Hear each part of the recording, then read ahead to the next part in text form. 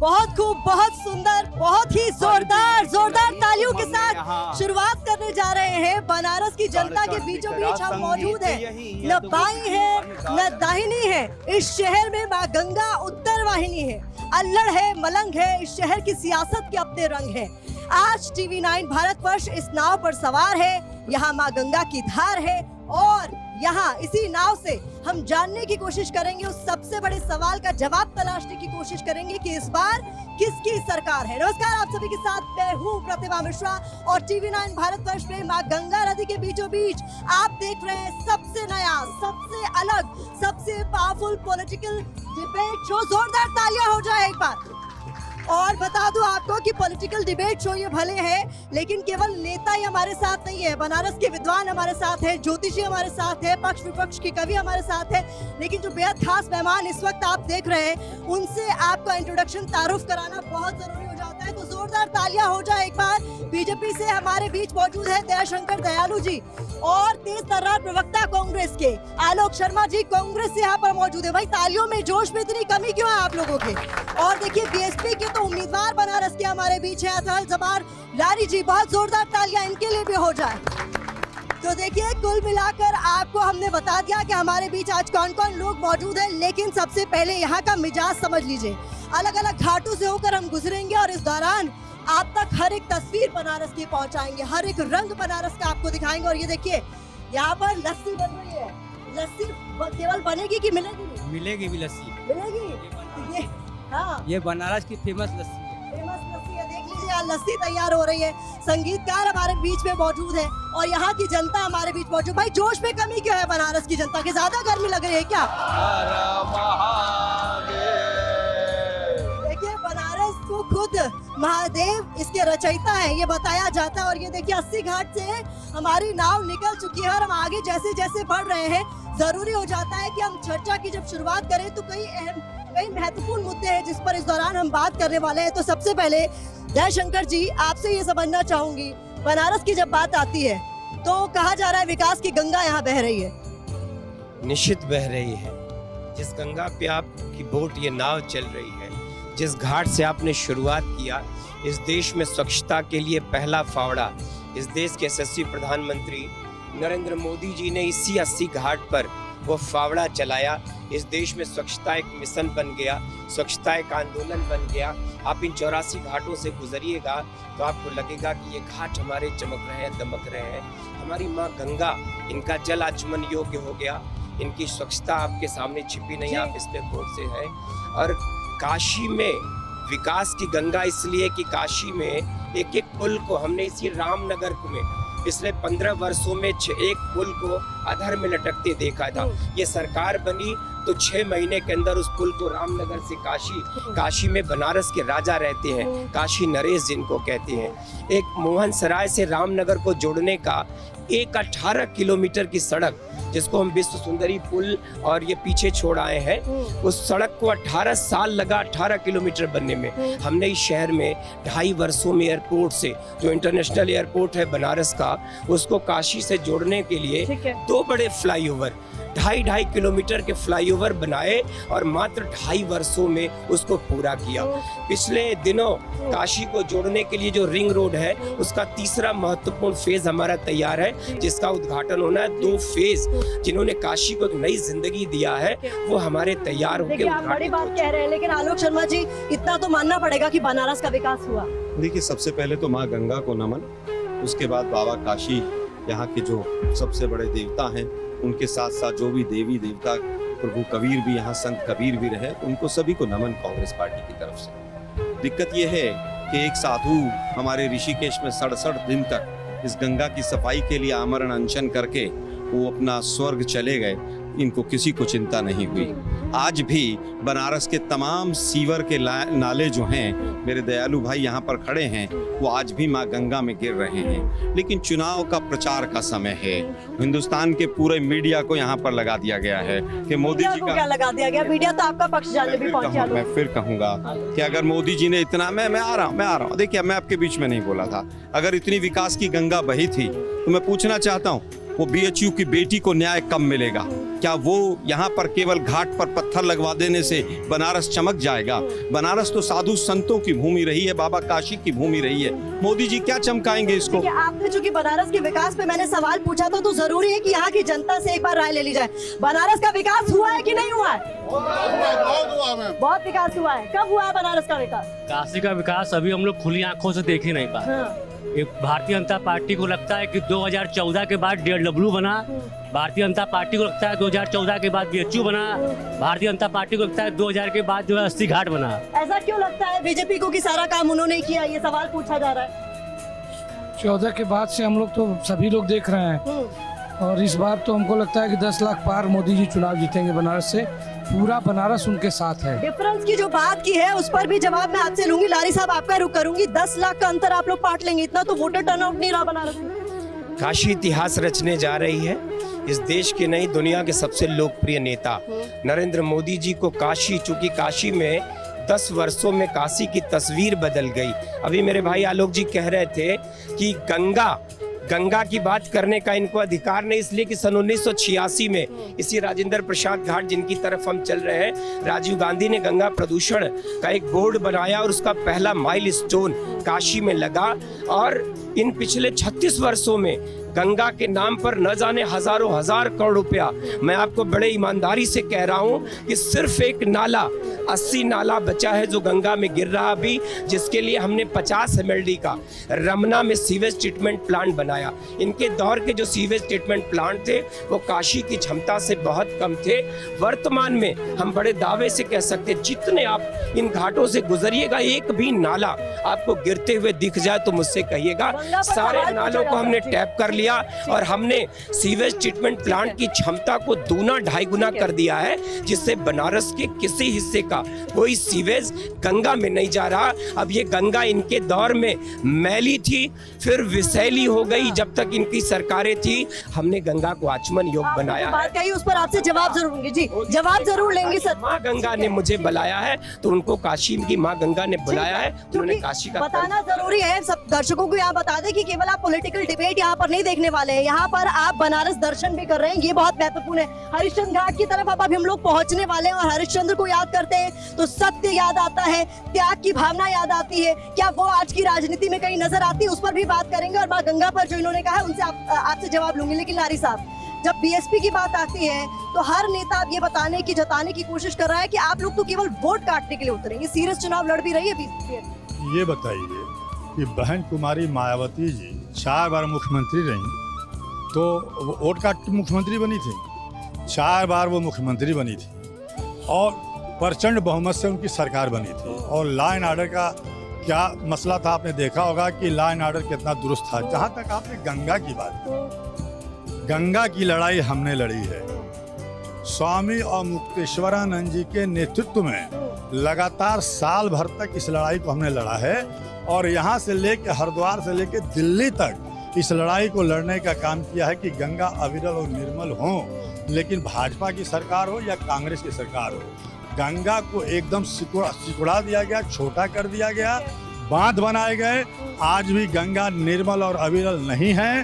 और जहाँ तक बात है, नाले आज भी गिर रहे हैं, आज भी नाले गिर रहे हैं। और गंगा की बात जो लोग करते हैं, आज गंगा को माँ कहते हैं और इसी माई से कमाई हो रही है। गंगा को माई कहते हैं, कमाई हो रही है, क्रूज चलाया जा रहा है गंगा माँ के सीने को चीर के। आइए वेंकटरमन जी, मैं चाहूंगी आप इधर आ जाएं एक बार, चूंकि हम हरिश्चंद्र घाट के बिल्कुल ठीक सामने इस वक्त यहाँ मौजूद है और जीवन का सत्य यही है जो यहाँ पर आपको नजर आ रहा है। तो मैं जरूर चाहूंगी कि आप यहाँ पर कुछ मंत्रोच्चार जरूर करें, फिर हम आगे बढ़ें। नमः शंभवे शंभवे नमो नमः शंभवे च शंभवे नमो नमः शंभवे च शंभवे च शंभवे शंभवे च मयो भवे च शंभवे शंभवे च मयो भवे। शंकराय च शंकराय शंकराय च मयस्कराय मयस्कराय च शंकराय शंकराय च मयस्कराय शंकरायेति शंकराय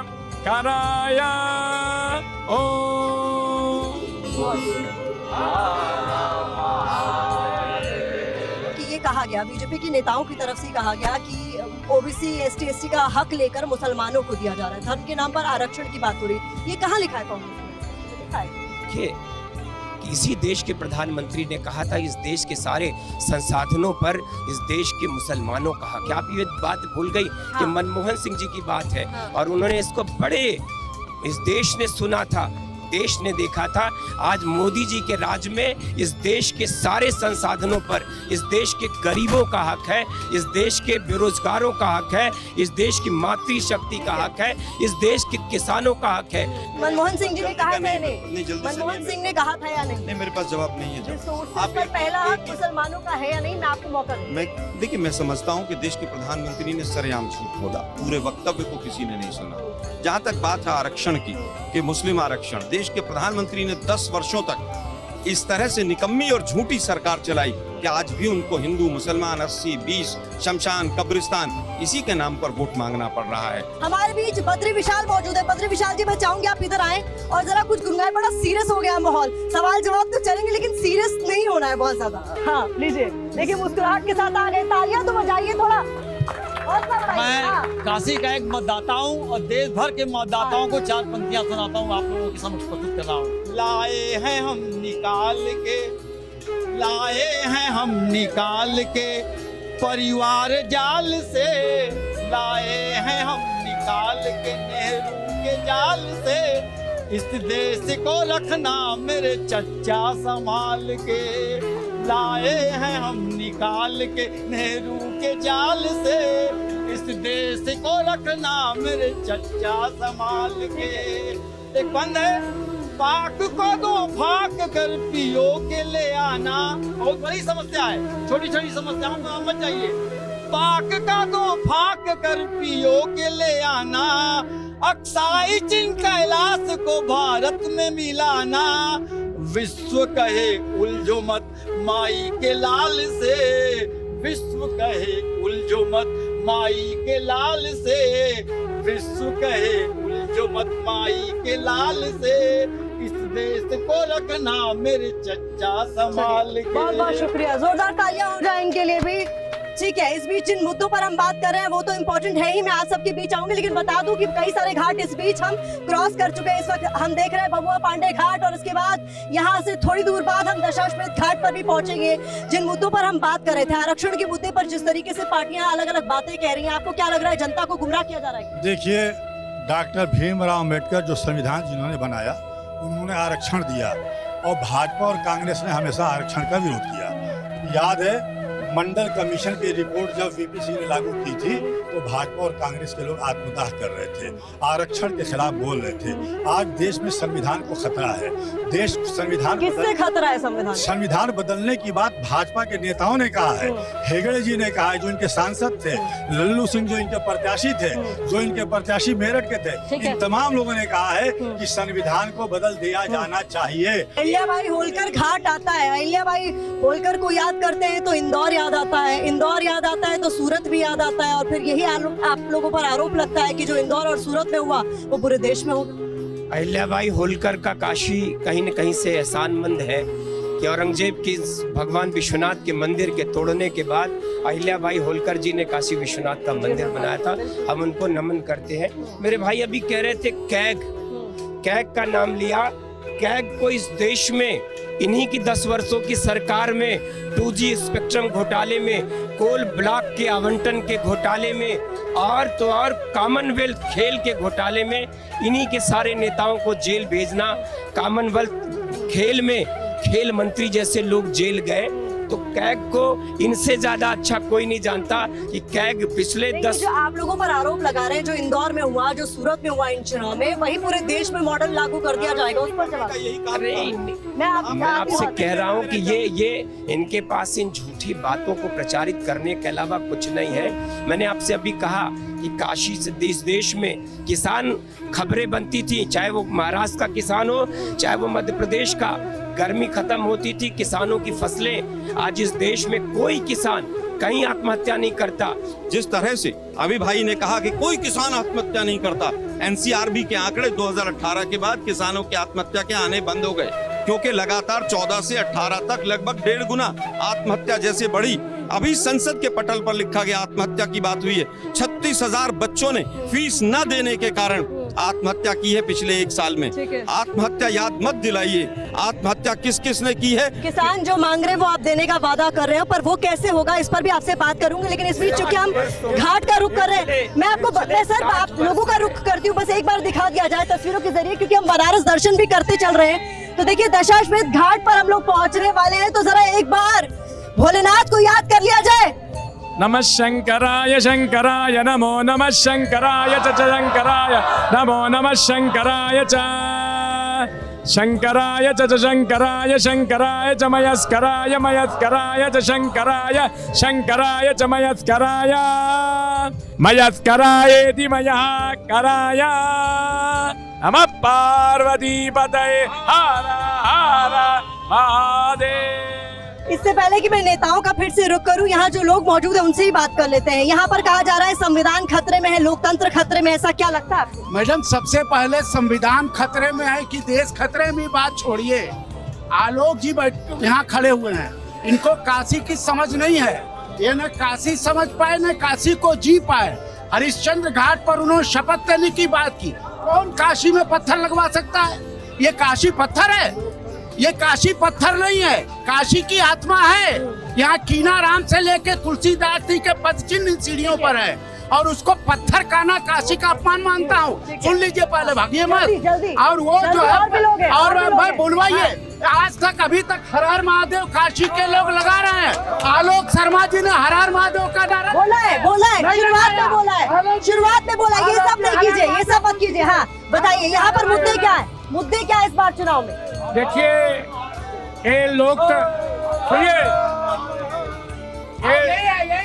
नहीं ये सब मत कीजिए। देखिए यहाँ पर तो बनारस तो प्रेम सिखाता है, बनारस प्रेम सिखाता है, बनारस प्रेम सिखाता है, इसलिए ऐसी बातें नहीं करेंगे। हाँ देखिए, बनारस गंगा जमुनी तहजीब का मरकज है, और बनारस बुनकरों, बनारसी आम और बनारसी पान से जाना जाता है, लेकिन बुनकरों की कहीं चर्चा नहीं होती। आज बनारस का बुनकर बेहाल है, लाचार है, मजबूर है, बनारस छोड़ के दूसरे प्रदेशों में जा रहा है। बुनकरों का हाल बुरा है, आगे बहुत बहुत बुरा हाल है।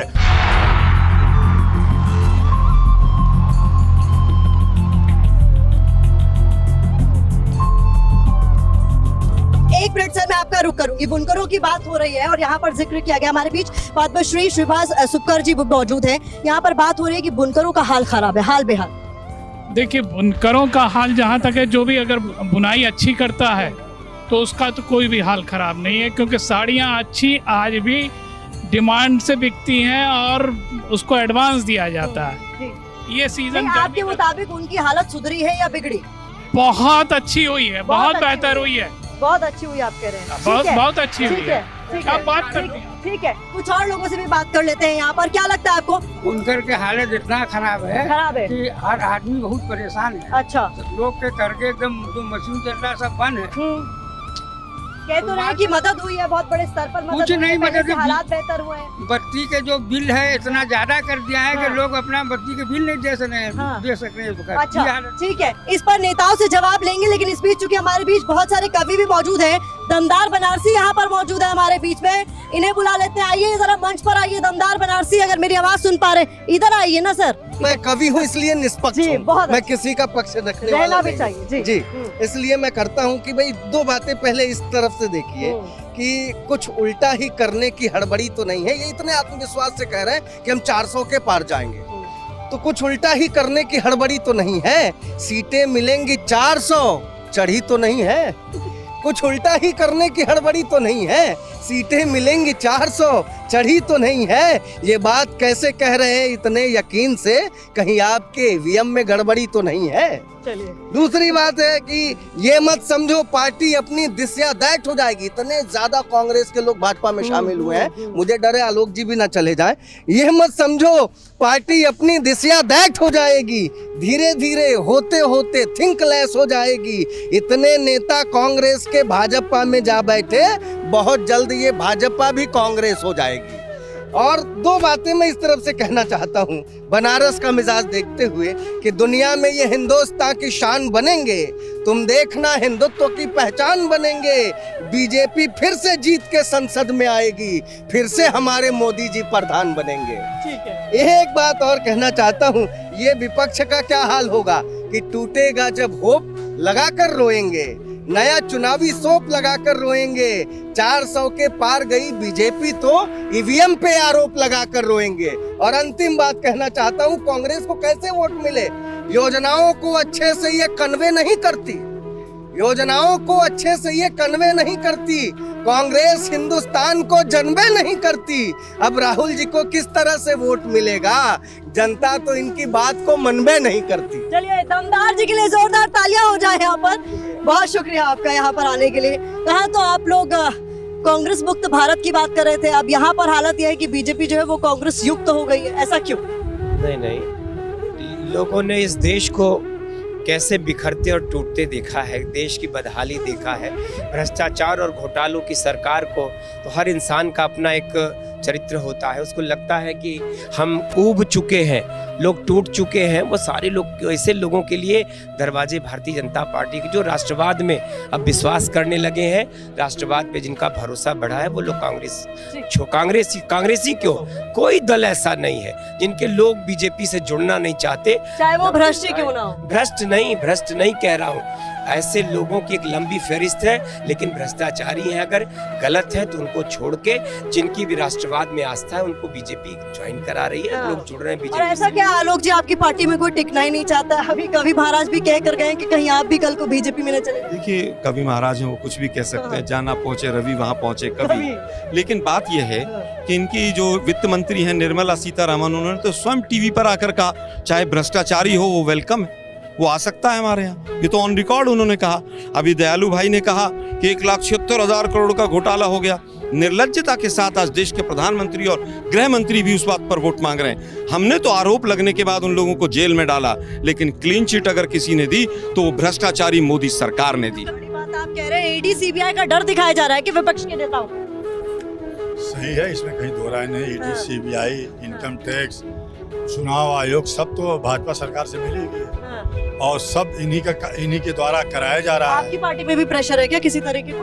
भाई, हमारे पार्टी में प्रेशर है, किसी पार्टी में प्रेशर हो, इनके प्रेशर में हमारे पार्टी के लोग आने वाले नहीं है। तो किस प्रेशर में आकाश आनंद पर जो है वो कार्रवाई करनी है? भाई, आकाश आनंद ने अगर कोई ऐसा बात कहा जो हमारे यहाँ जो अनुशासन है, उस अनुशासन के खिलाफ अगर कोई जाएगा तो वो कार्रवाई होगी और उनको पार्टी से तो निकाला नहीं। बहन जी की ट्रेनिंग पूरी नहीं होगा। अभी तो इनको अच्छा मालूम होगा कि इनके लोगों की ट्रेनिंग है कि नहीं। आज सारे लोग जा रहे हैं भाजपा में, क्यों जा रहे हैं? काशी विश्वनाथ पे कुछ सवालों के जवाब भी ले लेते हैं। यहाँ पर देखिए, काशी विश्वनाथ कॉरिडोर के बगल से हम लोग निकल रहे हैं,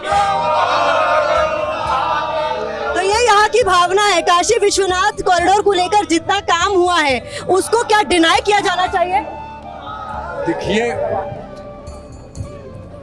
काशी का विकास दो धाराओं में हुआ है। एक धारा भौतिक है और एक धारा सांस्कृतिक है।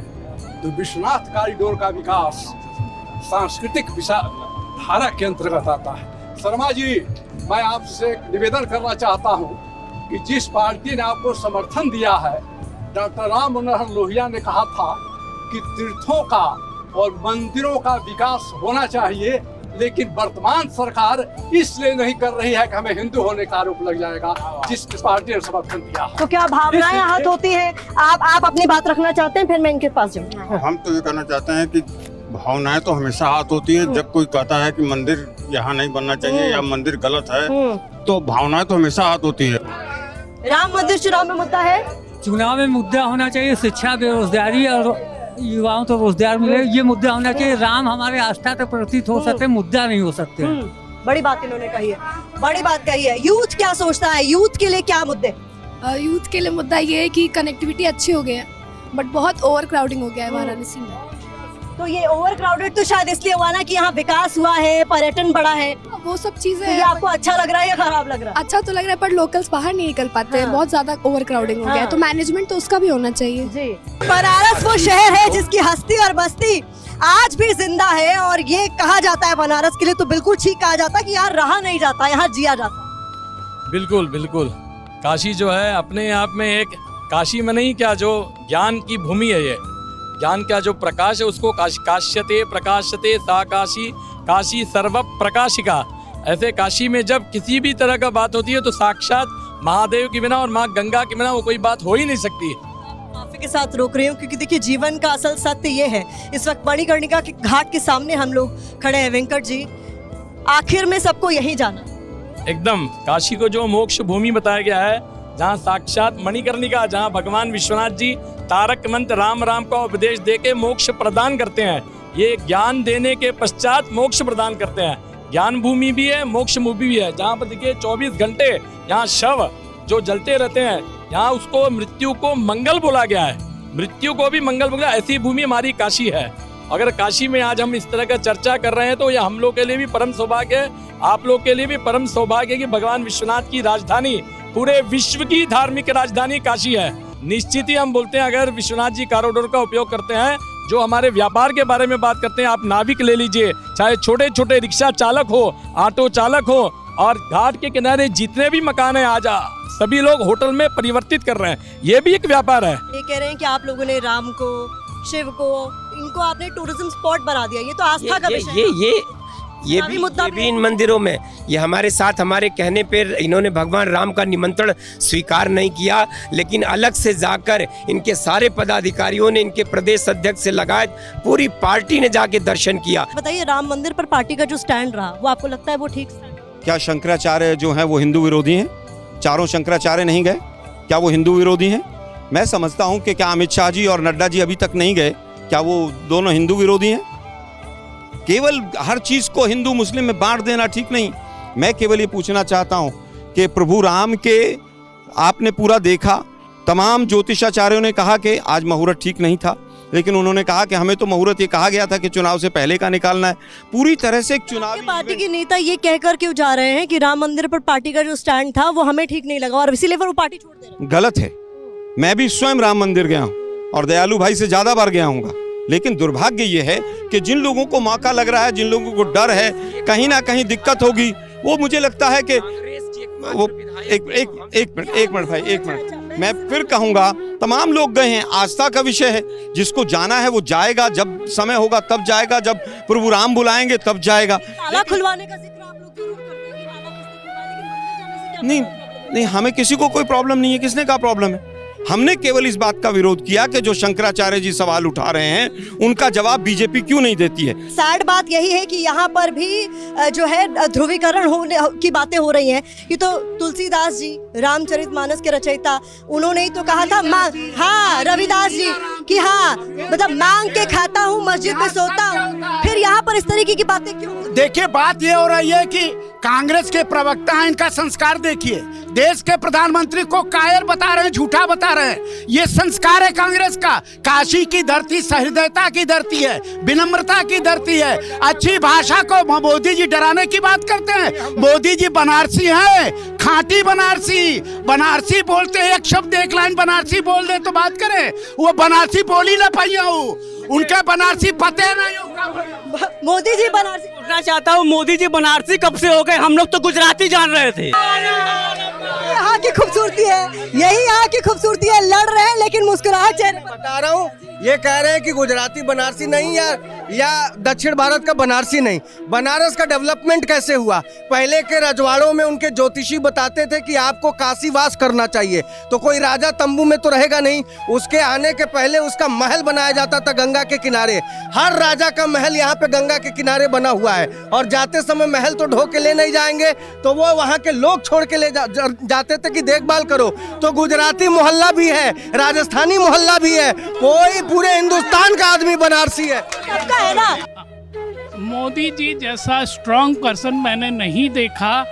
ऐसे अगर जो 4-5 स्ट्रांग डिसीजंस उन्होंने लिए हैं, अगर कोई दूसरा प्राइम मिनिस्टर होता, किसी एक स्ट्रांग डिसीजन में वो सत्ता चली जा सकती थी, लेकिन ये एकमात्र मोदी जी हैं। स्ट्रांग लीडर है मोदी जी, ये कहना। चाट चल रही है, चाट चल रही है, बहुत मजा आ रहा है। यहाँ देखिए बहुत मजा लिया जा रहा है। चाट यहाँ कई जगह चल रही है। पंडित द्विवेदी जी, ये बताइए तो बनारस से हुआ था। बिल्कुल बिल्कुल। अब ये बताइए, हम बात कर रहे हैं भविष्य की, तो मोदी जी का भविष्य कैसा नजर आता है? ये देखिए वर्तमान वृश्चिक लग्न वृश्चिक राशि की कुंडली है प्रधानमंत्री मोदी जी की। वर्तमान में मंगल की महादशा चल रही है और मंगल की महादशा में ही शनि का अंतर चल रहा है। क्योंकि वृश्चिक लग्न भाग्येश और लग्न की युति इनके कुंडली में जो अजय योग बनाता है, तो वही कहा गया 10वां अंगार को नासी सह जातक किम कहती थी। मोदी जी कुंडली में इसमें लग्नेश की दशा चल रही है और लग्न में भाग्येश और लग्न की युति है। यह एक बहुत बड़ा राजयोग है क्योंकि मोदी जी की कुंडली में 29 प्रकार के राजयोग है। यह अपने आप में अद्भुत है। हमने सूक्ष्म तौर पे देश के तमाम राजनेताओं कुंडली देखी, लेकिन मोदी जी कुंडली में जो इतने प्रकार के राजयोग हैं, ऐसे राजयोग है उनकी कुंडली में। बड़ी आपने बात कही। राहुल गांधी की कुंडली देखी है? जी बिल्कुल बिल्कुल। राहुल जी कुंडली देखा जाए तो तुला लग्न की है और तुला लग्न धनु राशि है। वर्तमान में राहु की महादशा चल रही है। राहु की महादशा में बृहस्पति का अंतर चल रहा है। देखिए, सत्तासीन होने के लिए तीन चीजें बहुत प्रमुख होती हैं। जनतंत्र का कारक शनि होता है, कुर्सी कारक राहु होता है और राज्य का कारक सूर्य होता है। जब तक इन तीनों की युति या तीनों का संयोग न बने तब तक कोई व्यक्ति सत्तासीन नहीं हो सकता। तीनों योग मोदी जी कुंडली में बना हुआ है। वर्तमान में देखेंगे तो इस वर्ष का राजा और मंगल और जो है मोदी जी कुंडली का लग्नेश मंगल, भाग्येश चंद्रमा, इन सबकी युति बनी हुई है जो अपने आप में प्रधानमंत्री मोदी को विजय दिलाने जा रहा है। मतलब वो विजेता होने वाले हैं, ये आपने कह दिया। देखिए, यहाँ चाट वाट शुरू हो गई है यहाँ पर, और ये जो आम जनता यहाँ पर मौज, चेहरे पे आपकी बड़ी मुस्कान है। मैडम यही तो मैडम काशी है। सुबेरे झगड़ा, शाम को झगड़ा, रात को सब एक है। चाय पे चर्चा भी आम है। हाँ, चाय पे तो चर्चा आम है ही है। बनारस में तो चाय और पान, इसके बिना तो जीवन ही अधूरा है। इमेजिन नहीं किया जा सकता। आइए चलिए इस बीच। ठीक है, यहाँ पर कई सारे मुद्दों पर यहाँ जनता जनार्दन अपनी बात रख रहे थे। कुल मिलाकर मोदी जी का भविष्य बताया जा रहा है कि राजयोग है उनकी कुंडली में। अब इससे बड़ा राजयोग क्या होगा? समूचा देश जिसके साथ खड़ा हो। इन लोगों ने आरक्षण की बात कह के समाज को डरा के धमका के बांट के रखा। मोदी जी ने इस देश को 4 जातियों में कहा कि देश में अब 4 जातियां बची हैं और करीब 80 करोड़ लोगों को अनाज दिया, 4 करोड़ लोगों को घर दिया, 31 करोड़ लोगों को आयुष्मान का कार्ड दिया। इसमें किसी की जाति नहीं पूछी गई। मैं समझ पाई हूँ कि ऐसी लाभार्थी योजनाएं जो सरकार की हैं उसका भी कहीं ना कहीं बड़े स्तर पर इनको फायदा लग रहे मिले। देखिए, झूठ के ऊपर जीएसटी नहीं लगता है। हिंदुस्तान में लगभग 27 करोड़ परिवार हैं। मोदी जी कहते हैं 44 करोड़ लोगों को मुद्रा लोन दिया, दयाशंकर जी कह रहे हैं 51 करोड़ को। मतलब हर घर में 2 मुद्रा लोन चले गए। झूठ की भी एक सीमा होती है। 80 करोड़ लोगों को अगर आपको राशन देना पड़ता है तो ये उपलब्धि नहीं है। और 80 करोड़ लोगों के राशन को आप अगर उनकी आय में जोड़ देते हैं, उनकी कीमत में, और फिर कहें कि आप वो दरिद्रता से बाहर आ गए हैं, बिलो पॉवर्टी लाइन से बाहर आ गए, तो ये पूरी तरह से गरीब लोगों के साथ ठगी है। कांग्रेस केवल सच बोलती है क्या आलोक जी? क्योंकि संविधान बदल जाएगा, संविधान बदल दिया जाएगा, ये बात जब आप लोग करते हैं तो जो वादे आप लोगों ने अपने मैनिफेस्टो में किए हैं, चाहे वो हो मुद्दा आप लोग कह रहे हैं एमएसपी की गारंटी देने का, वो कैसे होगा? कानून में बदलाव तो आपको भी करना है। देखिए, एमएसपी की गारंटी देने की बात क्यों शुरू हुई? क्योंकि डीजल जो था, जो 50 वाला 100 के पार चला गया। जब ट्रैक्टर के ऊपर, टायर के ऊपर, सब चीजों के ऊपर इन्होंने जीएसटी लगा दिया। जब खाद का कट्टा 450 रुपए वाला 1450 रुपए का चला गया, तब ना एमएसपी की डिमांड आई। और मोदी जी ने तो मैनिफेस्टो में लिखा था कि हम एमएसपी की गारंटी देंगे, और ये कह रहे हैं कि साहब सारे वायदे पूरे कर दिए। वो काला धन भी आ गया। 15 लाख तो इन सब लोगों को मिले हैं बनारस में, सबके अकाउंट में चले गए। 50% का आरक्षण का कैप आप लोग कैसे उसको खत्म करेंगे? 50% आरक्षण का जो कैप बढ़ाने की बात हो रही है, एमएसपी की गारंटी की जो बात हो रही है, उसके लिए तो आपको भी संविधान में बदलाव करना पड़ेगा। नहीं, एमएसपी की गारंटी एक एडमिनिस्ट्रेटिव डिसीजन भी हो सकता है। हम तो पूछ रहे हैं, 2 साल हो गए सुप्रीम कोर्ट में केस था, एमएसपी के लिए जो कमेटी बनी थी उसके कितनी मीटिंग हुई है? आपने 3 काले कानून बनाकर अपने मित्रों को अडानी अंबानी को टेम्पू भर के नोट दे दिए और उनको फिर टेम्पू भर के मोदी जी ने हमारे घर भेज दिया कि आप ये नोट इकट्ठे करो और कांग्रेस को दे आओ। देश के प्रधानमंत्री को थोड़ी सी भी लज्जा नहीं आती है कि आप भ्रष्टाचार की बात करते हैं, सारे भ्रष्टाचारियों को अपनी पार्टी में शामिल कर लेते हैं। कभी आप ही की पार्टी का हिस्सा थे ना? कहूंगा, आरोप उन्होंने लगाए। उन्होंने कहा ये चक्की पिसिंग एंड चक्की पिसिंग। अगले दिन महाराष्ट्र की खजाने की कुंजी दे देते हैं उनको। तो देश के प्रधानमंत्री को सतपाल मलिक के अनुसार ना तो उनको भ्रष्टाचार से कोई आपत्ति है, ना बलात्कारियों से कोई आपत्ति है। सारे बलात्कारियों को बचाने का काम अगर कोई करता है तो मोदी जी करते हैं।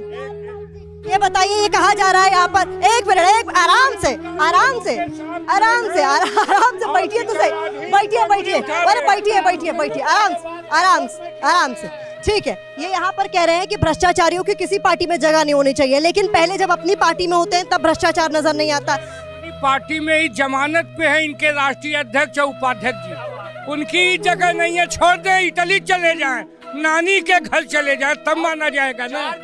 और अभी ये कह रहे थे कि मोदी डरा हुआ है, मोदी से पहले अमेरिका वीजा नहीं देता था, आज मोदी के आने के बाद जीजा मान रहा है मोदी को। ये बनारस का संस्कार धूमिल कर रहे हैं, बीजा और जीजा शब्दों का इस्तेमाल करते, तासी की जनता के साथ खिलवाड़ अच्छा बोलिए। हमें बीएचयू में जो कांड हुआ है छात्रा के साथ, उस पर कोई सवाल नहीं उठा रहा है। जो 3 के IT सेल के नगर अध्यक्ष पूरी चर्चा नहीं थी, उस पर कोई नहीं बोलने वाला, बहस करने वाला। सिर्फ मंदिर जेल में 2 महीना बाद दिया है, चुनाव प्रचार से बाद दिया है। और इस बीच देखिए हम लोग अलग अलग घाटों से गुजर रहे हैं और पंचगंगा घाट देव दीपावली यहाँ पर होती है और ये बहुत ही खूबसूरत घाटों के दर्शन भी आपको इस बीच करा रहे हैं। रमेश पांडे जी, मैं चाहूंगी इधर आ जाए हमारे साथ, कवि रमेश पांडे जी आ जाए, आप अपनी बात रखिए, उसके बाद आप कुछ सुनाइए, फिर हम नेताओं से बात करेंगे। आइए आइए आइए, जोरदार तालियों से हौसला अफजाई कीजिए भाई। हाँ, 4 पंक्तियां निवेदित कर रहा हूँ भारतीय राजनीति पर कि मोदी जी की माया ऐसा छाया पूरे भारत में, मोदी जी की माया ऐसा छाया पूरे भारत में, सांपने वाले भी आज मित्र सारे हो गए। कि मोदी जी की माया ऐसा छाया पूरे भारत में, सांपने वाले भी आज मित्र सारे हो गए। कौन कैसा किसका चरित्र कैसा कैसा, यहाँ देश के समक्ष साफ चित्र सारे हो गए। कवि पत्रकार का माथा चकराई गया, कवि पत्रकारों का तो माथा चकराई गया, राजनीतिक चरित्र विचित्र सारे हो गए। कवि पत्रकारों का तो माथा चकराई गया, राजनीतिक चरित्र या विचित्र सारे हो गए। गंगा से महान आज बन गई भाजपा, भ्रष्टाचारी जाते ही पवित्र सारे हो गए।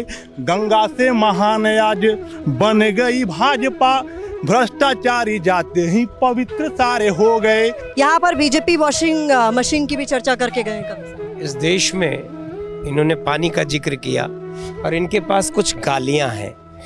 इनके नेता गाली देते देते आपने देखा ना, क्या नहीं कहा मोदी जी को। मोदी जी को गालियां देने के अलावा इनके पास कुछ नहीं बचा है। कुछ शब्द हैं, झूठा कहना, निकम्मा कहना।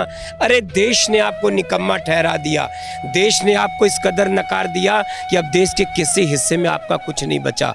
आप अपने वजूद की लड़ाई लड़ रहे हैं और आप दूसरे को भ्रष्टाचारी। 10 साल की इस बेदाग सरकार में एक भी आरोप पूरी सरकार पर साबित नहीं है और आपके सारे राष्ट्रीय नेता, आपका राष्ट्रीय अध्यक्ष, आपके सारे पदाधिकारी बेल पे हैं। सारे जितने सहयोगी दल हैं उनके सारे नेता या तो बेल पर हैं या जेल से अभी कोई कल छूट के आया है, कोई परसों छूट के आया है। अजब इनकी कथनी के आने से याद आया, अरविंद केजरीवाल भी छूट कर आए हैं। हाँ, तो उन्होंने बड़ी बड़ी बातें कही हैं। इनके पास पूरी फहरिस्त है भ्रष्टाचारियों की और ऐसे ऐसे आरोप जिनकी देश कल्पना नहीं करता।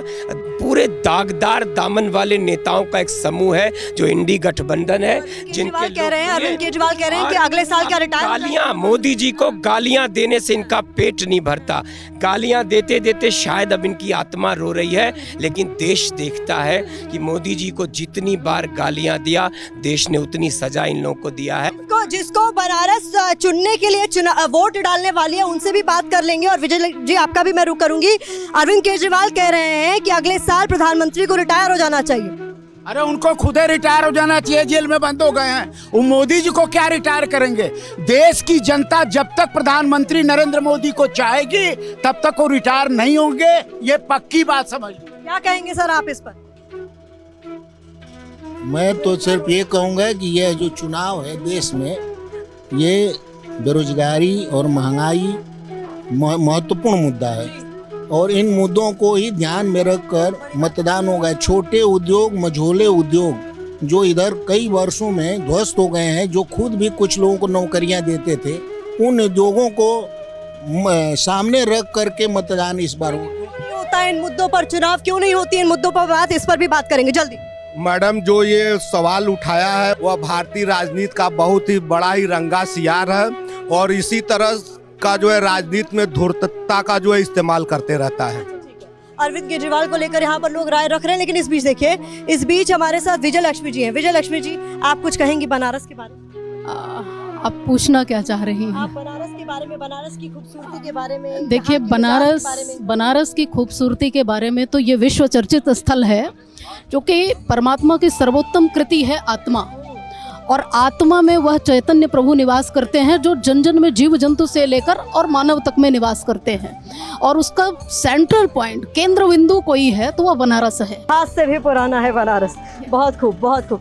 चाट एंजॉय कर रहे हैं आलोक जी आप यहाँ पर, और नहीं अच्छी बात है। और इस बीच बहुत सारे लोग यहाँ, जो जनता जनार्दन है, वो ये भी कह रही है कि मुद्दों पर भी बात होनी चाहिए, और वो मुद्दे बेरोजगारी भी है, महंगाई भी है। अगर ये मुद्दे वाकई जनता के माइंड में रजिस्टर हुए हैं तो फिर आप लोगों को एक्सेप्टेंस क्यों नहीं नजर आता? क्योंकि अगर आप रजिस्टर नहीं करा पाए लोगों के दिमाग में ये मुद्दे। नहीं, मैं समझता हूँ कि जनता भी चाहती है बदलाव हो, और हम भी समझते हैं कि ऐसा बदलाव होगा, लेकिन हमारे मीडिया के साथ ही उस चीज को समझ नहीं पा रहे हैं, दिखा नहीं पा रहे हैं। कांग्रेस डिनायल मोड में नहीं है। कांग्रेस बिल्कुल डिनायल मोड में नहीं है, और ना ही जनता डिनायल मोड में है। जनता इनको 2004 से बुरी पटकनी देगी, और तमाम जो लोग नारे लगाने वाले हैं वो घर में बैठकर देखते रह जाएंगे। सवाल का जवाब ले लेते हैं। दयाशंकर जी, यहाँ पर कहा जा रहा है कि 2004 से बुरी पटकनी इस बार आप लोगों को मिली। देखिए, 2014 मोदी जी का पहला चुनाव, 2017 विधानसभा का चुनाव, 2019 मोदी जी का दूसरा चुनाव, 2022 विधानसभा का दूसरा चुनाव, 24 सामने है। आप यकीन करिए, परिणाम आएगा तो इनका गठबंधन टुकड़े टुकड़ा, वो ताश के महल की तरह बिखर जाएगा। फिर ये एक दूसरे को गालियां दे दे के गले मिले हैं, फिर से अलग हो जाएंगे, एक दूसरे को गालियां देते। शायद ये इनकी ताबूत की आखिरी कील साबित होगी 2024 का परिणाम। अब जरा मतदान की अपील भी बनता है यहाँ के लोगों से। बहुत बड़े अंतर से ये लोग जीत की बातें कह रहे हैं, लेकिन वोटिंग के लिए पहले घर से बाहर तो निकले। जी, आइए एक मतदान पर कि लोकतंत्र के महापर्व का बढ़ चढ़कर सम्मान करें, 100% मतदान करें, 100% मतदान करें। लोकतंत्र के महापर्व का बढ़ चढ़कर सम्मान करें, 100% मतदान करें, 100% मतदान करें, 100% मतदान करें, 100% मतदान। वोट हमारा ब्रह्म अस्त्र है, मत इसका अपमान करें, 100% मतदान करें, 100% मतदान करें, 100% मतदान करें, 100% मतदान। दिशा देश की करे सुनिश्चित, वोट आपका अपना, सही वोट ही करेगा पूरा विश्व गुरु का सपना। दिशा देश की करे सुनिश्चित, वोट आपका अपना, सही वोट ही करेगा पूरा विश्व गुरु का सपना। अपने इस अधिकार को समझे और इस पर अभिमान करें, 100% मतदान करें, 100% मतदान करें, 100% मतदान करें, 100% मतदान करें। वोट हमारा ब्रह्म अस्त्र है, मत इसका अपमान करें, 100% मतदान करें, 100% मतदान करें, 100% मतदान करें, 100% मतदान करें। जोरदार तालियां हो जाएं। और ये अपील TV9 भारतवर्ष भी आपसे कर रहा है कि जहां पर भी आपके इलाके में वोटिंग का दिन हो, घरों से बाहर जरूर निकले और मतदान जरूर करें। मैं चाहूंगी हमारे खास पैनलिस्ट एक बार मंच पर आ जाएं, क्योंकि शो के बिल्कुल अंत में हम आ चुके हैं। लारी साहब आइए प्लीज, एकदम अंत में हम पहुंच चुके हैं। जी हाँ, पूनम जी कुछ है। हम तो माननीय मोदी जी का बहुत सम्मान करते हैं, और माननीय मोदी जी के लिए कहना है कि सन 2014 से माननीय मोदी जी जो काम किए हैं वो किसी ने नहीं किया आज तक, और हम चाहते हैं जब तक उनके तन में सांस रहे तब तक वही सुना दीजिए। और 4 पंक्तियां सुनाते हैं कि सारा जमाना देख के हैरान हो गया, सारा जमाना देख के हैरान हो गया, बेटा जो एक गरीब का जीशान हो गया, बेटा जो एक गरीब का जीशान हो गया। कल चाय बेचता था जो बचपन के दौर में, कल चाय बेचता था जो बचपन के दौर में, वो आज अपने देश का प्रधान हो गया, वो आज अपने देश का प्रधान हो गया। और देखिए शो के बिल्कुल अंत में हम आ चुके हैं और देखिए 84 घाट को हम लोगों ने पार भी कर लिया है। तो आखिर में आप सभी से एक छोटे छोटे रिएक्शन चाहूंगी, इस बार अगर जीतेंगे तो वजह क्या? वजह होगी काम। इस देश में गरीबी गरीब को नारे का विषय, किसान को नारे का विषय, मजदूरों को नारे का विषय बताकर आज तक पिछले 60 सालों में नारे लगते रहे।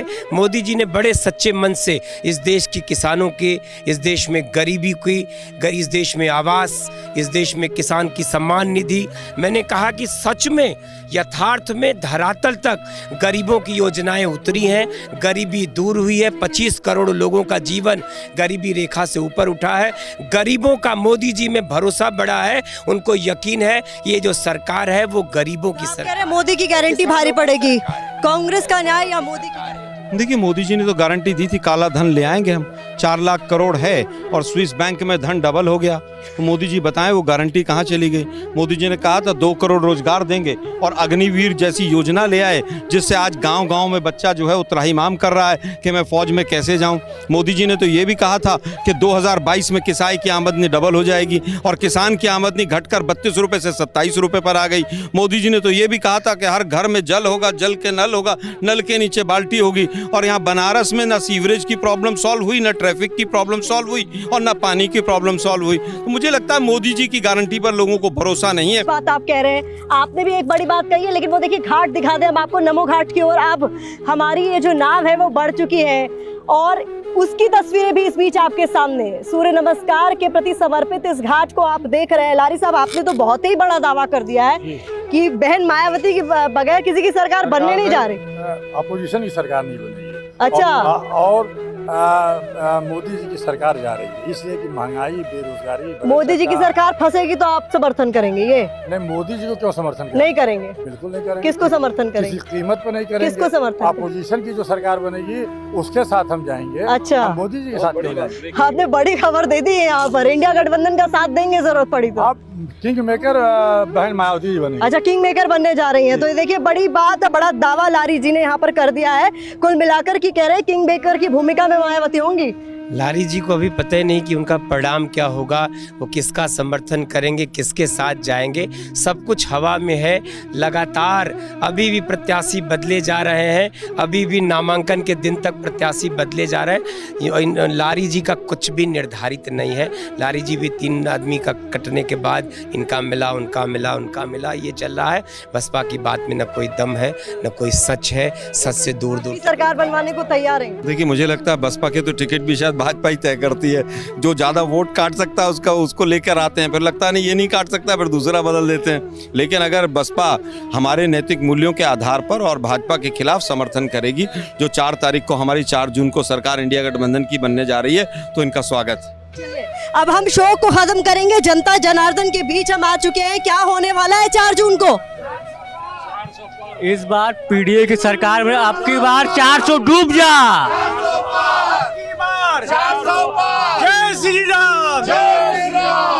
इसी नोट पर बनारस में गंगा के घाट किनारे से TV9 भारतवर्ष की स्पेशल कवरेज में फिलहाल इतना ही।